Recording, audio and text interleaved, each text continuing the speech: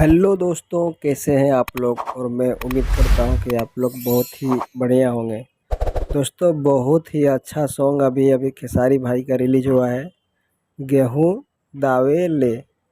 बहुत ही बवाल सॉन्ग है दोस्तों। आप लोग अगर नहीं देखे हैं तो प्लीज़ जाके देखिए और इस गाने को प्यार सपोर्ट दीजिए आप लोग। इसमें जो एक्ट्रेस है वो आमिनी सिंह है। बाकी साथ में गाया है अनुपमा यादव और खेसारी भैया। बहुत ही बवाल सॉन्ग है ये। आप लोग से मेरा यही रिक्वेस्ट है कि आप लोग जाइए और इस गाने को ज़्यादा से ज़्यादा प्यार सपोर्ट कीजिए। ये बहुत ही बवाल चाइता का सॉन्ग है खेसारी भाई का। बहुत ही मस्त लगा मुझे इस वीडियो को देखकर, इस गाने को सुनकर। अमिनी सिंह कुछ अलग अंदाज में गाई है और खेसारी भाई का कुछ अलग अंदाज में सॉन्ग है। तो आप लोग जाइए और सुनिए और प्यार सपोर्ट बनाइए। चलिए दोस्तों, मिलते हैं अगले वीडियो में।